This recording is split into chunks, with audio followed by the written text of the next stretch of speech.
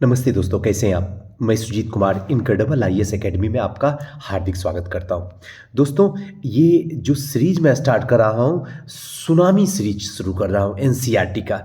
इसमें sixth standard से लेके 12th स्टैंडर्ड तक के जितनी भी एनसीईआरटी की बातें हैं उसको बेहतरीन तरीके से आसान भाषा में ट्रिक के साथ कुछ इधर उधर हिस्ट्री से जोड़ के आपको आसानी से आसान शब्दों में आपके दिमाग में रखने की हमारी पूरी कोशिश होगी।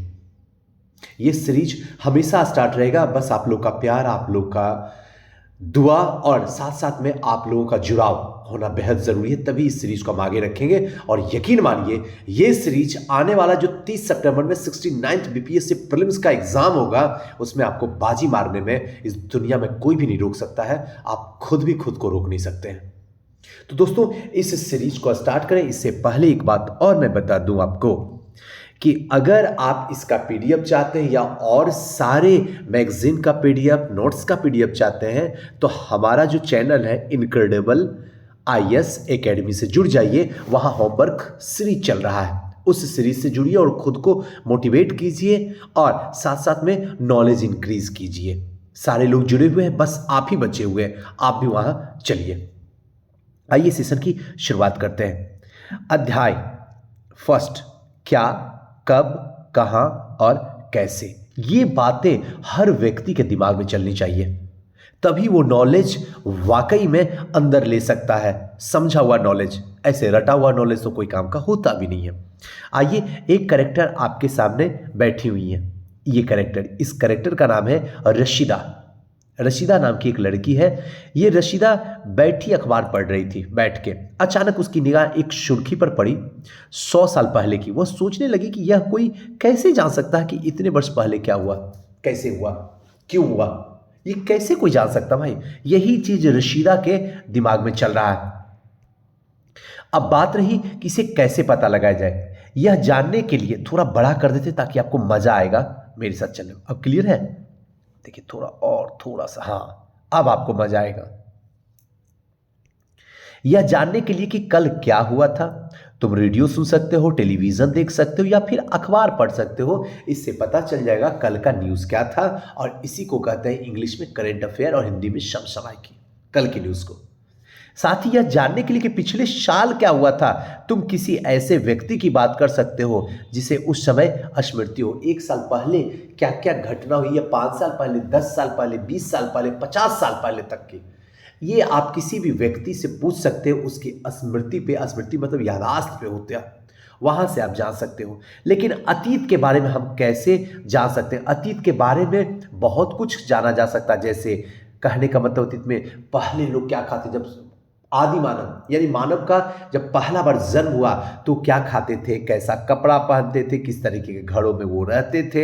हम आखेटक को, आखेटक में होता शिकारी, ध्यान रखिएगा, आखेटकों, पशुपालकों, कृषकों, शासकों, व्यापारी, पुरोहित और शिल्पकारों, कलाकारों, संगीतकारों और फिर वैज्ञानिक के जीवन में जानकारियां हासिल कर सकते हैं। यही नहीं, हम यह भी पता कर सकते हैं कि उस समय बच्चे कौन सा खेल खेलते थे, कौन सी कहानियां सुनते थे, कौन से नाटक देखते थे या फिर कौन से गीत गाते थे। ये सारी बातें हमें अतीत में जाके मिलेगी। क्लियर? यहां तक कोई समस्या नहीं। ध्यान रखिएगा, आपको करना क्या है कि जो क्वेश्चन मैं यहां से पूछूंगा उसका जवाब ऑनेस्टली आपको बताना होगा कमेंट बॉक्स में जाके। ये आप मुझसे वादा कीजिए, तभी मुझे पता चलेगा कि आप मेरे साथ हैं। एक बात और, थोड़ा क्वेश्चन के पास एक बार लेकर आपको चले जाते हैं ताकि आपको मजा आ जाए। देखिए, क्वेश्चन है और ये क्वेश्चन आपको बना के मुझे दिखाना होगा। अभी आप एक बार पढ़ लीजिए, समझ लीजिए, सीख लीजिए, फिर अपने बनाइएगा। यहां क्या करना, सुमेल करना। सुमेल मतलब मिलाना। नर्मदा घाटी कहां मिलेगा, मगध कहां मिलेगा, गारो कहां मिलेगा, सिंधु की सहायक नदियां कहां मिलेगी, गंगा घाटी कहां मिलेगा। ये तो मैं अंदाजे इसे गलत बनाया हूं, ध्यान रखिएगा। आपको मैचिंग करके मुझे जवाब देना होगा। एक तो ये क्वेश्चन रहेगा और दूसरा क्वेश्चन यहां पे देखिए, पांडुलिपियों और अभिलेखों में किस प्रकार का अंतर है। आप 30 से 40 शब्दों में इसका जवाब देके हमें सेंड करेंगे। क्लियर है? उसके साथ साथ में आओ चर्चा करें, थोड़ा चर्चा कर देना कि रशीदा के प्रश्न को फिर से पढ़ो। इसके क्या उत्तर हो सकते हैं? पुरातत्वविद के द्वारा पाई जाने वाली सभी वस्तुएं की एक सूची बनाओ और इनमें कौन कौन सी वस्तुएं बनी हो सकती है, इसको बनाइए, एक सूची बनाइए। उस सूची में आपको करना होगा, आसानी में मत लीजिएगा और ये मत सोचिएगा 6 क्लास का तो है सर क्या इसमें दिमाग लगा, अरे ऐसी बात मत सोचिए, क्वेश्चन यहीं से आया है। अब बीपीएससी रट्टू तोता खेल खत्म कर देगा, वन लाइनर खत्म कर देगा, चुटका वुटका समाप्त कर देगा। अब आपको एनसीईआरटी पढ़िएगा तभी बीपीएससी ऑफिसर बनिएगा, तभी एसडीएम डीएसपी का ख्वाब देखिए। अगर नहीं पढ़िएगा तो इस जमाने में अब कोई नहीं बना सकता आपको, बिहार में तो नहीं बना सकता, बाकी स्टेट में तो संभव भी नहीं है, थोड़ा बिहार में ही संभव था, वो भी खत्म हो गया। साधारण स्त्री पुरुष अपने कार्यों का विवरण क्यों नहीं रखते हैं, इसके बारे में तुम सोचते हो? जैसे राजा महाराजा रखते हैं, व्यापारी रखते हैं, लेकिन साधारण जो जनरल है वो क्यों नहीं रखते हैं? इसको आप मुझे 30 शब्दों में लिख के समझाइए। क्लियर है? आइए चलते हैं अपने वहीं पे जहां पे आपको छोड़ के आए थे। चलिए आइए देखते हैं यहाँ पे लोग रहते थे। आइए मानचित्र को देखते हैं, मानचित्र से समझने की कोशिश करते हैं कि नर्मदा नदी का पता लगाओ। पहले एक बार मानचित्र आप देख लीजिए और तब आपको समझ में आ जाएगा। देखिए ये है। अब इस मानचित्र में आपको देखना क्या है? नर्मदा नदी। देखिए यहां है ना नर्मदा नदी। अब मुझे 3 क्वेश्चन यहां से पूछना जिसका जवाब सिर्फ और सिर्फ आप देंगे एकदम आत्मा से। नर्मदा नदी कहां से निकलती है? पहला क्वेश्चन। नर्मदा नदी कहां जाके गिरती है? दूसरा क्वेश्चन। नर्मदा नदी कितने राज्यों से होकर गुजरती है? ये तीसरा क्वेश्चन। इस तीनों का जवाब आपको मुझे कमेंट बॉक्स में देना है, तब मैं समझूंगा मेरा पढ़ाया हुआ सार्थक और आपका पढ़ा हुआ सार्थक है ना। आइए, कई लाख पहले, ध्यान रखिएगा, कई लाख पहले से लोग इस नदी के तट पर रह रहे थे। यहां रहने वाले आरंभिक लोगों में से कुछ कुशल संग्राहक थे जो आसपास के जंगलों में विशाल संपदा से परिचित थे। अपने भोजन के लिए, जड़ों के लिए, फलों के लिए, अन्य जंगली उत्पादकों के लिए यहीं से संग्रह करते थे। वे जानवरों के आखेटक भी करते थे। आखेटक मतलब होता शिकार, वो जानवरों के शिकार भी करते थे। कभी आखेटक अगर पूछ दिया तब आप फिर दौड़िएगा, सुजी सर कैसा क्वेश्चन बीपीएससी पूछता, स्टैंडर्ड पूछता, ऐसा कुछ भी नहीं है। एनसीईआरटी पढ़िए, आराम से सिलेक्शन लीजिए। चलिए, इसके साथ साथ में एक बात और बता दूं दोस्तों कि अगर आप किसी संस्था से जुड़ना चाहते हैं तो आपके पास में बेस्ट और बेटर ऑप्शन है sure success civil services classes, जहां पे डेली ग्रुप डिस्कशन होता है, डेली क्लासेस होती है, पर डे टेस्ट होता है, वीकली टेस्ट होता है और सबसे कम फीस में बीपीएससी के बदलते पैटर्न के अनुसार से ही यहाँ पे तैयारी करवाई जाती है। अगर आप हमारी संस्था में जुड़ना चाहते हैं तो ये नंबर डिस्प्ले जो हो रहा है 9334710148 पे आप किसी भी वक्त कॉल कर सकते हैं, किसी भी वक्त व्हाट्सअप कर सकते हैं। और हमारी संस्था का पता है दिनकर गोलंबर, रोड नंबर 2, राजेंद्र नगर, पटना।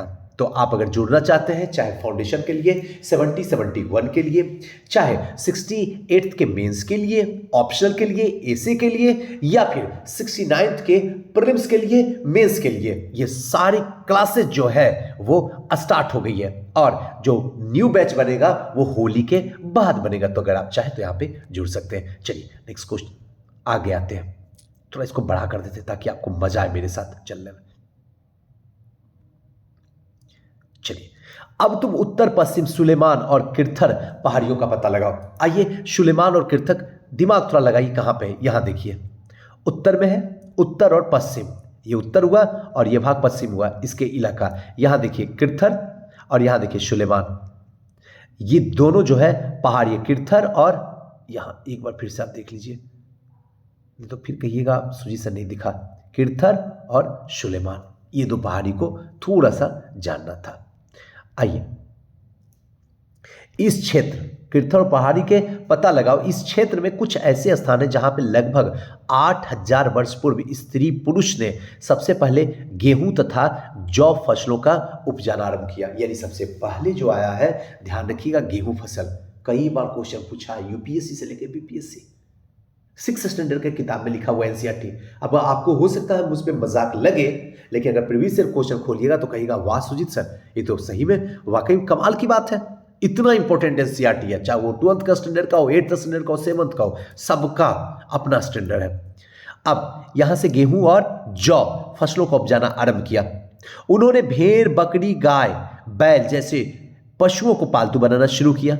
अब क्या, तो ध्यान रखिएगा, भेड़ आया, बकरी आया, गाय आया, बैल आया, शुरू किया। ये लोग गांव में रहते थे। उत्तर पूर्व में गारो और मध्य भारत में विंध्य पर्वतों का पता लगाइए। कुछ ऐसे क्षेत्र हैं जहां पे कृषि का विकास हुआ, जहां सबसे पहले जो है चावल उपजाएगा। कुछ ऐसा क्षेत्र है जहां पे कृषि का विकास हुआ, लेकिन कृषि का विकास जब हुआ तो सबसे पहले जो है चावल को उगाया गया, जबकि सबसे पहले जो है गेहूं को उगाया गया था। गेहूं कहिए या जौ कहिए, आप ये नहीं कह सकते, क्योंकि दोनों फसल एक साथ उगाया गया था। आइए नेक्स्ट चलते हैं।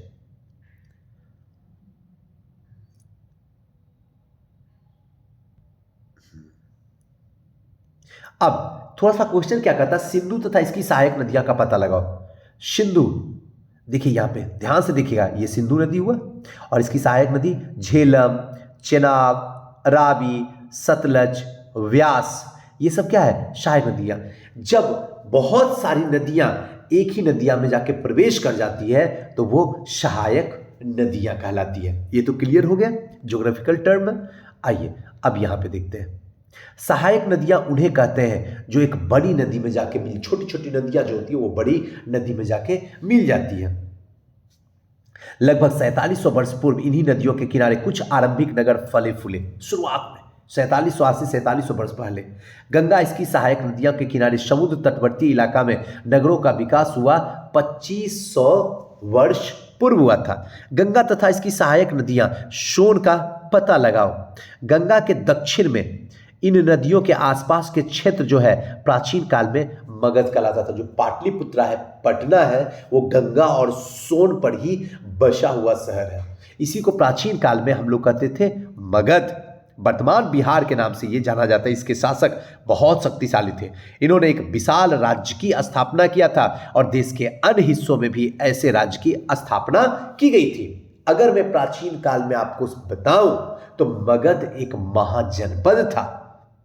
बिहार में टोटल 3 महाजनपद हुए, एक लिच्छवी, दूसरा अंग और तीसरा मगध। आप मुझे बस कमेंट करके ये बता दीजिए इसका आंसर कि मगध की राजधानी कहां थी। बस आसान क्वेश्चन।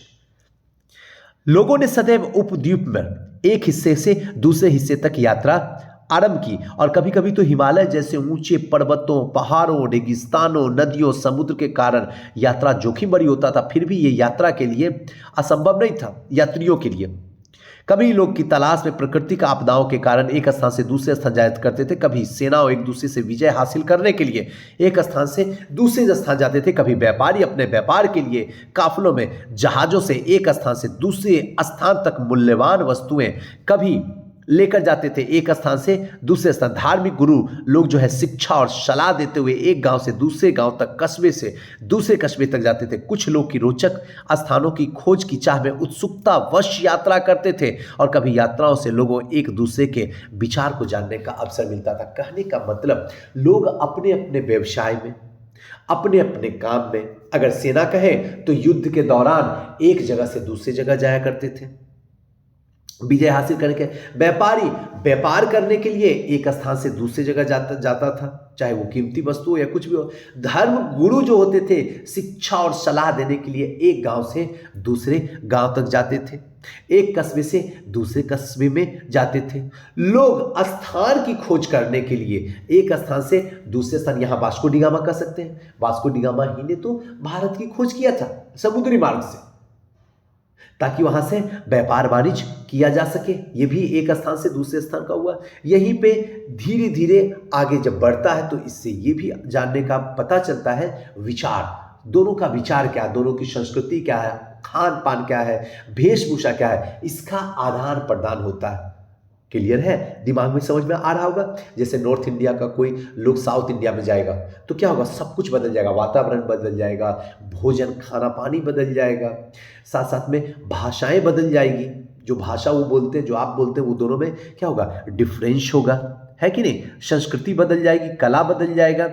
आज लोग यात्राएं क्यों करते हैं? अब प्रश्न ये उठता है कि आज लोग यात्रा क्यों करते हैं? पहले तो खोज की तलाश में करते थे, आज क्या है, एक बार फिर से मानचित्र एक देखो, पहाड़ी, पर्वत, समुद्र, उपमहाद्वीप आदि प्राकृतिक सीमा का क्या करता है, निर्माण करता है। हालांकि लोगों ने इन सीमाओं को पार करना आसान नहीं था। जिन्होंने ऐसा चाहा वे वैसा कर सके, वे पर्वतों की ऊंचाई को छू सके, जहां समुद्र की गहराई तक जा सके। उपमहाद्वीप के बाहर कुछ लोग आए और यहीं पे बस गए। लोगों के आवागमन से हमारी संस्कृति परंपरा में क्या हुआ, वृद्धि हुई, समृद्धि हुई। अब धीरे धीरे क्या हुआ, लोगों ने तलाश करना शुरू किया, जो जहां था सीमाएं उसको तलाश कर सके, चाहे वो गहरी समुद्र हो या ऊंचे पर्वत हो, सबको लांघ देते थे। यही नहीं, लोगों का आवागमन भी हमारी संस्कृति परंपराओं को क्या कर दिया, बृहद कर दिया, विस्तृत कर दिया, समृद्ध कर दिया।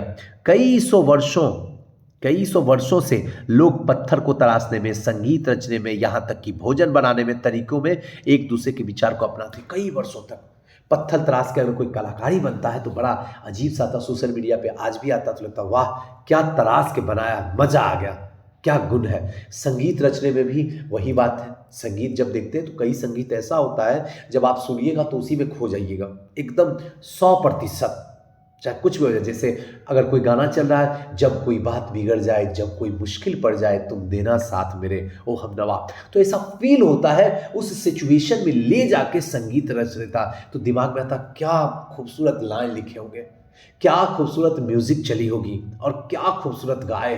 और तीनों का जब समन्वय हुआ तो यहां से निकला संगीत, जो मानव के लिए बड़ा ही प्रेरणादायक हुआ, इंटरटेनमेंट हुआ, कला हुआ। यहाँ तक भोजन बनाने में भी होता है। अलग अलग लोग अलग अलग तरीके से भोजन बनाते हैं, उनकी रेसिपी देखते हैं तो बड़ा अच्छा लगता है। इसी तरीके से देश के नाम, अपने देश के लिए प्रायः इंडिया और भारत जैसे नामों का प्रयोग करते हैं। इंडिया और भारत, हिंदुस्तान, आर्यावर्त सब एक ही है। इंडिया शब्द इंडस से निकला। अब यही क्वेश्चन अगर पूछ दिया बीपीएससी में तो आपकी हालत खराब होने लग जाती है, और जब हम बोलते हैं आसान है तो आपको लगता है नहीं मुश्किल है। सब एनसीईआरटी का क्वेश्चन होता है, आप उसको हार्ड बोलिए या कुछ भी बोलिए। इंडस से निकला है, जिसे संस्कृत में सिंधु कहा जाता है। इंडस को ही संस्कृत भाषा में अगर देखा जाए सिंधु कहा जाता है। अपने एटलस में ईरान और यूनान का पता लगाओ। लगभग 2500 वर्ष पूर्व उत्तर पश्चिम की ओर से ईरानी और यूनानी जो है सिंधु, इंदोस अथवा इंदोस की ओर से नदियों के पूर्व भूमि प्रदेश को इंडिया कहा। इन्होंने इंदोस को इंडिया कहा। भारत नाम का प्रयोग उत्तर पश्चिम में रहने वाले लोग के एक समूह ने किया था। इस समूह का उल्लेख संस्कृत के आरंभिक लगभग 3500 वर्ष पुराना कृति ऋग्वेद में मिलता है। बाद में इसका प्राचीन देश में होने लगा था उपयोग। यानी कि जो आप भारत जानते हैं, भारत के नाम से होता है। आइए नेक्स्ट चलते हैं। अतीत के बारे में कैसे जानें, जो बीता हुआ वक्त था उसके बारे में कैसे जानें। अतीत की जानकारी हम कई तरीके से प्राप्त कर सकते हैं। इनमें एक तरीका है अतीत में लिखी हुई पुस्तक को ढूंढना और पढ़ना। जो पुराने टाइम के पुस्तक थे उनको ढूंढेंगे, उसको पढ़ेंगे, समझेंगे तो पता चलेगा उस समय का राजनीति क्या था, आर्थिक क्या था, समाज क्या था, संस्कृति क्या था, धर्म क्या था और भौगोलिक परिवेश क्या था। उन सब की जानकारी हमें इसी पुस्तक में ढूंढने से और पढ़ने से मिलेगा। ये पुस्तक हाथ से लिखी होने के कारण इसे पांडुलिपि कहा जाता है। देखिए क्वेश्चन है पांडुलिपि। ये सारी पुस्तकें हाथ से लिखी होती इसीलिए इसको कहा जाता है पांडुलिपि। अंग्रेजी में पांडुलिपि के लिए प्रयुक्त होने वाला मैन्यूस्क्रिप्ट शब्द लैटिन शब्द मेन्यू, जिसका अर्थ होता है हाथ से निकालना। ये पांडुलिपियां प्रायः तारपत्र अथवा हिमालय क्षेत्र में उगने वाले भूर्ज नामक पेड़ के छाल से बनता। अगर आपसे पूछा जाए तारपत्र जो है हिंदुस्तान के हिमालय क्षेत्र में कौन से पेड़ से सबसे अधिक बनता, तो आपको बोलना होगा भूर्ज पेड़। और क्वेश्चन दिया, आपकी हालत खराब, आप ढूंढना शुरू किए, चुटका उटका उसमें मिला नहीं, फिर चिल्लाने लगे ये तो मुझे ऐसे कर दिया, वो तो मुझे ऐसे कर दिया। करते रहो शिकायत, एनसीईआरटी पढ़ो। जितना देर शिकायत में समय गुजारते उतना देर एनसीईआरटी पढ़ लो, जीवन सार्थक हो जाएगा। क्लियर। अब देखिए ये भूर्ज पेड़ के छाल पे ही जो है लिखा गया है। देखिए पांडुलिपि हाथ से लिखा हुआ है। उस समय पेपर होते नहीं थे, इसी छाल से लिखे जाते थे। आइए कितने वर्षों के बाद इसमें कई पांडुलिपियों को कीड़ा ने क्या कर लिया, क्रोध के खा गया तथा कुछ नष्ट कर दी गई। फिर भी कई पांडुलिपि आज भी उपलब्ध है। प्रायः ये पांडुलिपि मंदिरों में और बिहारों से प्राप्त होते थे, मंदिर और बिहारों में ये प्राप्त होते थे। इन पुस्तकों में धार्मिक मान्यताओं का व्यवहार, राजाओं के जीवन, औषधि, विज्ञान आदि प्रकार की इसमें चर्चाएं लिखी होती। कैसा राजा का जीवन होता था, कैसा और कैसे कैसे औषधि से बीमारियां ठीक होती थी, कैसा हमारा साइंस था। इनके अतिरिक्त यहाँ महाकाव्य, कविताएं, नाटक आदि भी लिखी जाती। इनमें से संस्कृत में लिखे हुए कुछ मिले हैं, जबकि अन्य जो है प्राकृतिक और तमिल में है। प्राकृतिक भाषा का प्रयोग वहां के आम जनमानस तक फैला हुआ था। अब यहां से फिर एक क्वेश्चन है जिसका जवाब आपको देना होगा, ध्यान रखिएगा। बौद्ध और जैन में किनकी भाषाएं प्राकृतिक थी और किनकी भाषाएं पाली थी? इसका जवाब मुझे कमेंट बॉक्स में आपसे ही चाहिए और किसी से नहीं चाहिए। अगर आप दीजिएगा तो यकीन मानिए हम भी दिल से, आत्मा से आपको पढ़ाएंगे, ताकि मुझे पता तो चले कि सही में आप सुनते हैं, तभी तो जवाब दे पाएंगे। जब सुनते नहीं है तो क्या खाक जवाब देंगे? सिर्फ good, very good, thank you इसी को लिख के छोड़ देंगे। मुझे ये सब कुछ नहीं चाहिए, मुझे बस जो क्वेश्चन पूछा उसका आंसर चाहिए। हम अभिलेखों का अध्ययन कर सकते हैं। ऐसे लेख पत्थर अथवा धातु जैसे उपेक्षाकृत कठोर सतहों पर उसमें लिखे हुए मिले। कभी कभी शासकों अथवा अन्य लोगों को अपने आदेश को उत्कीर्ण करवाते थे ताकि उन्हें देख सके, पढ़ सके, पालन कर सके। कई बार ऐसा होता था ना अभिलेखों में कि राजा के द्वारा उसमें उकेरा जाता था, उसमें लिखा जाता था, उसका नाम लिखा जाता था, परिवार का नाम लिखा था। धीरे धीरे आगे जब चलने लगा तो राजा की जो कृति थी, यश अपयश, उन सब के बारे में लिखा जाता था। जो युद्ध करते थे, कितने जीते, कितने हारे, उन सब को जो लिखा जाता था वो अभिलेख पे लिखा जाता था। और एक बार अगर लिखा दिया गया तो फिर ये कभी विनाश होता ही नहीं था, यहीं से मिलता था। आप ये सब पढ़िएगा, सब वही बातें इसमें लिखी हुई है। आइए अब छानबीन के तहत जो है खुदाई करते हैं और इनमें कुछ वस्तुएं प्राप्त होती हैं। पत्थर की पकी हुई मिट्टी, धातु की बनी होती है, कठोर होती है लेकिन नष्ट होने वाली होती है। इन सब से पता चल जाता है उस समय का परिवेश, उस समय का समाज, उस समय की अर्थव्यवस्था। पुरातत्वविद जानवरों, चिड़िया, मछलियों की हड्डियों को ढूंढते थे। इसे पता लगाने में, जानने में मदद मिलती थी कि अतीत में लोग क्या खाते थे। ये से पता चलता था हड्डियों से कि वो शाकाहारी ही थे या मांसाहारी ही थे या सर्वाहारी ही थे, यानी दोनों खाते थे या फिर एक खाते थे या कुछ नहीं खाते थे। वनस्पतियों के अवशेष बहुत मुश्किल से बच पाते हैं। यदि अन्न के दाने अथवा लकड़ी के टुकड़े जल जाते थे तो जले हुए रूप में वे क्या होते थे? बचे हुए वैसे ही रखे पड़े होते थे। क्या पुरातत्वविदों को बहुधा कपड़ों के अवशेष मिलते होंगे? पांडुलिपि अभिलेखों, पुरातत्वों के ज्ञात जानकारी के लिए इतिहासकार प्रायः स्रोत शब्द का प्रयोग करते हैं। इतिहासकार उन्हें कहते हैं जो अतीत का अध्ययन करते हैं। स्रोत से प्राप्त होते ही अतीत के बारे में पढ़ना बहुत रोचक हो जाता है, क्योंकि इन स्रोतों की सहायता से हम धीरे धीरे अतीत के पुनर्निर्माण करते जाते हैं। और अतः इतिहासकार और पुरातत्वविद उन जासूस की तरह होता जो स्रोत का प्रयोग सुराग के रूप में अतीत को जानने का प्रयास करते हैं। जो आप देखते हैं ना जासूस, चाहे आईबी की बात कर लें, सीआईडी की बात कर लें, सीबीआई की बात करें, ये सब जासूस होते हैं। वैसे ही पुरातत्वविद, इतिहासकार जासूस होता। कोई भी स्रोत, छोटा से छोटा टुकड़ा भी मिल गया तो जीवन के चारों क्षेत्र से उसको जोड़ के उसमें पकड़ ही लेते हैं उसका राजनीति। जैसे आज के डेट में पुलिस, बस एक सुराग तुम दे दो, उसके बाद तो तुम्हारे घर तक हम पहुंच ही जाएंगे, कुछ भी हो जाए। और हर जुर्म करने वाला कोई ना कोई सुराग जाने या अनजाने में छोड़ के ही आता है, इसीलिए कोई बच नहीं पाता है। यहां भी जासूसी का काम पुरातत्वविद और इतिहासकार करेंगे। अतीत एक या अनेक। क्या तुमने इस पुस्तक के शीर्षक हमारे अतीत पर अध्ययन दिया? इस पुस्तक का शीर्षक ये हमारे अतीत। आपने देखा, सोचा? यहां अतीत शब्द का प्रयोग जो है बहुवचन के रूप में किया गया। अतीत जो बीता हुआ कल है। ऐसे इस तथ्य की ओर ध्यान दिलाने के लिए किया गया कि अलग अलग समूह के लोग के अतीत अलग अलग मायने। उदाहरण के लिए पशुपालक अथवा कृषकों का जीवन राजा रानियों के जीवन से, व्यापारियों के, शिल्पकारों के जीवन से बहुत ही भिन्न था। यही क्वेश्चन एक पूछा हुआ, सेम क्वेश्चन है। बहुत भीड़ था। जैसा कि आज हम देखते हैं कि उस समय देश के अलग अलग हिस्सों में लोग अलग अलग व्यवहार रीति रिवाज का पालन करते थे। उदाहरण के लिए आज अंडमान में चल जाइए तो अधिकांश लोग का भोजन जो है मछली पकड़ के खाना है, उसी से जिंदा रहना, शिकार करके फल फूल संग्रह करना है। इसके विपरीत शहरों में रहने वाले लोग जो खाद्य आपूर्ति के लिए अन्य व्यक्तियों पर निर्भर रहते। इस तरीके से भेद अतीत में भी क्या थे, उस समय विद्यमान थे। इसके अतिरिक्त एक अन्य तरह के भेद है और उस समय शासक अपनी विजयों का लेखा जोखा रखते थे। यही कारण कि हम उन शासकों अथवा उनके लड़ी जाने वाली लड़ाइयों के बारे में काफी कुछ जानते हैं, बहुत कुछ जानने का मौका मिलता है। जबकि शिकारी, मछुआरे, संग्राहक, कृषक, पशुपालक जैसे आम आदमी प्रायः अपने कार्यों का लेखा जोखा नहीं रखते थे। पुरातत्वविद की सहायता से हमें उनके जीवन को जानने में मदद मिलती थी। हालांकि अभी इनके बारे में कुछ भी जानना शेष है, बहुत कुछ अभी जानना बाकी है, सब कुछ अभी नहीं जाना गया है। आपको लगता है इतना बड़ा इतिहास है, इससे भी बड़ा इतिहास है। जैसे जैसे जानकारी के स्रोत मिलते जाते हैं वैसे वैसे इतिहास में परिवर्तन होता जाता है। क्योंकि हमने पहले ही बोल दिया हूं, पुरातत्वविद और इतिहासकार जो होते हैं वो क्या होते हैं, जासूस होते हैं। अगर कोई तुमसे तिथि के बारे में पूछे तो शायद उस दिन की तारीख बताओगे, महीना बताओगे, वर्ष बताओगे। जैसा 2000 में इस तरीके का कोई और वर्ष बताओगे। वर्ष की यह गणना ईसाई धर्म प्रवर्तक ईसा मसीह के जन्म की तिथि से की जाती है, वहीं से कैलेंडर शुरू होता है। अतः 2000 वर्ष का तात्पर्य है ईसा मसीह के जन्म के 2000 वर्ष बाद से ईसा मसीह के जन्म के पूर्व में सभी तिथियां ईसा पूर्व कहलाती है। ईसा पूर्व का मतलब है ईसा के जन्म से पहले की तिथि।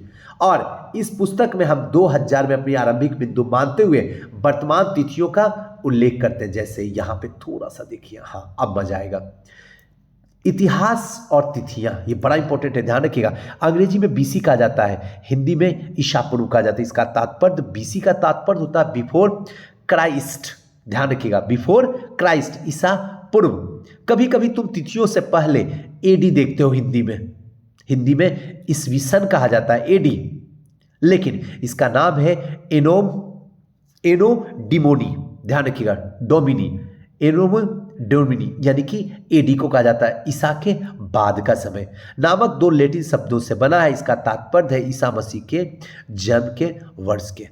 कभी कभी एडी के जगह पे सी लिखा होता है, ध्यान रखिएगा, एडी के जगह पे सी लिखा होता है तथा बीसी की जगह पे बीसीई लिखा रहता है, ध्यान रखिएगा। तो सीई अक्षरों का प्रयोग जो है कॉमन एरा और बीसी का बिफोर कॉमन एरा के रूप में प्रयोग किया जाता है।